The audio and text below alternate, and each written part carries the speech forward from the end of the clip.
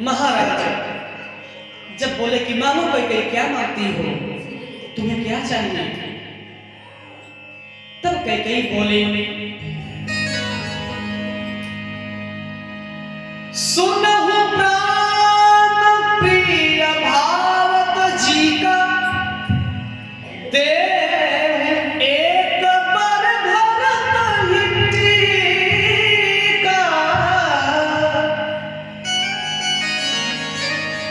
हे मेरे प्राण के प्रिय राजा जी, सुनिए, पहला वर मैं मांगती हूँ, भारत को राजगद्दी दे दीजिए, राजा बना दीजिए, ये मेरा पहला वरदान है। जब इतना बात सुने तब तो कुछ कम तकलीफ हुआ उनको। फिर बोले, मन में सोच रहे हैं राजा जी, अधीर हो गए, चिंतन करने लगे। अरे तिलमिला उठे दशरथ जी, गंभीर मन से सोचने लगे। मन में सोच करके बोले कि जब कैकेयी ने पहला वरदान ही भरत को राजा मान लिया, दूसरा वरदान क्या मांगेगी। बड़ा मन को शांत करके महाराज दशरथ जी बोले, हे महारानी, दूसरा वरदान क्या मांगते हैं, मांगिए।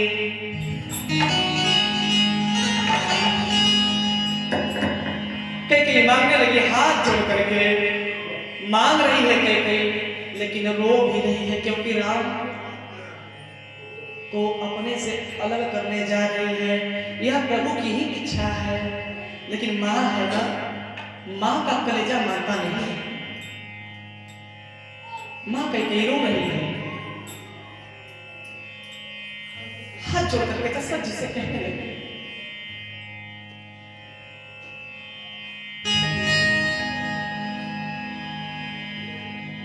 मांगहु दूसर बरकर जोरी, अब पूर्वनाथ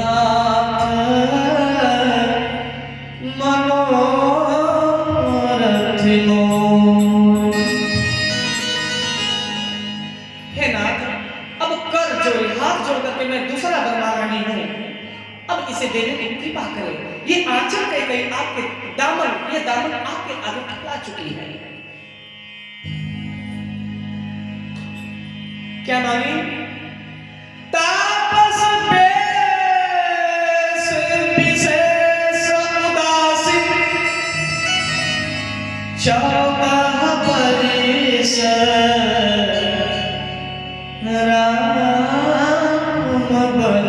बनवासी। जब कैकेयी बोली सिर्फ तापस बेश विशेष उदासी, जब इतनी बात कैकेयी बोली तो राजा भी सोचे कि हो सकता है कैकेयी मेरा चौथा पांचवा पद आ गया तो मुझे बोलती होगी कि महाराज आप तपस्वी का भेष रख करके वनवास चले जाइए और भारत को राजा बना दीजिए। लेकिन यहाँ जब कैकेयी बोली 14 बरिस राम बनवासी,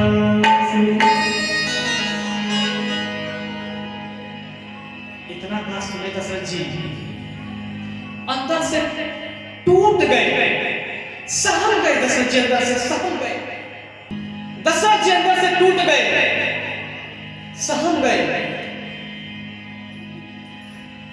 माथे हाथ मोदी लोचन, तन धरि सोच जा लाभ जन सोचन। कैकेयी तूने क्या मांग लिया।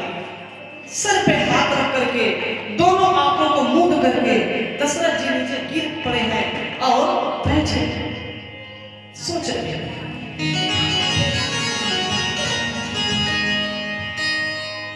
मन में सोच रहे हैं, कैकेयी तूने आज अयोध्या को उजाड़ दिया, आज तूने अयोध्या जैसे पवित्र धाम को शमशान बना दिया।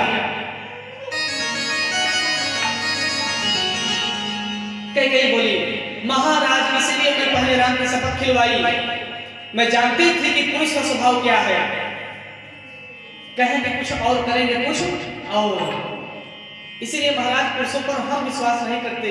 हाँ, आपने बोला रघुकुल रिश्तेदार चली आई, ठीक है, लेकिन सगन तो खाना पड़ेगा।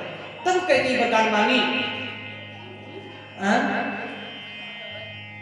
इधर कैकेयी बोली, इतनी बड़ी बड़ी बात मुझे ज्ञान मत दीजिए महाराज दशरथ, यदि आज राम बन नहीं जाएगा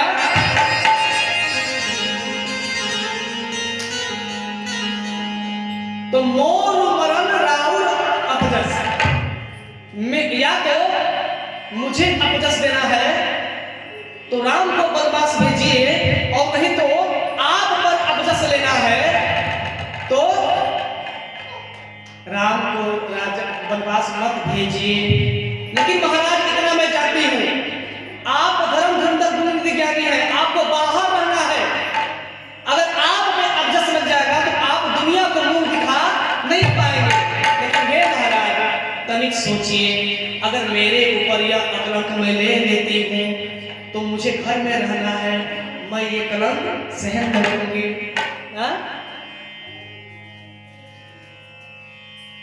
दशरथ जी बोले, कैकेयी तूने आज सब कुछ बर्बाद कर दिया रे पापिनी, ऐसे समय पर तूने मेरा आज स्वीकार किया, तूने ना इधर का रहा ना उधर का रहा, बड़े धर्म संकट में मुझे तूने डाल दिया है।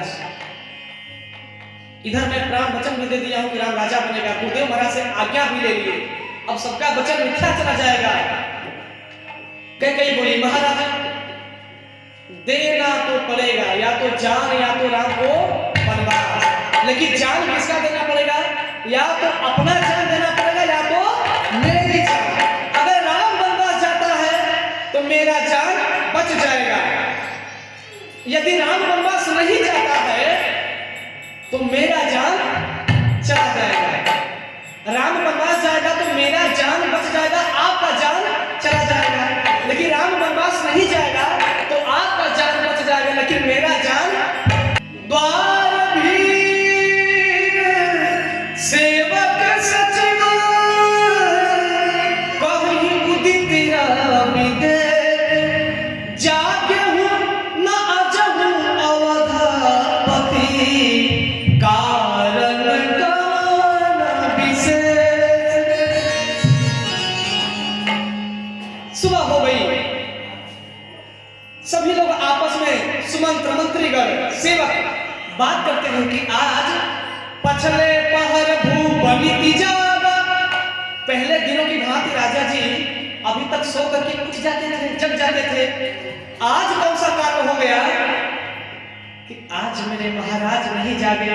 जागो सुमंत्र जगाओ जाए, हे सुमंत्र मंत्री सुमंत्र जाइए, देखिए महाराज अभी तक जगे क्यों नहीं, क्या अभिप्राय है, कारण क्या है?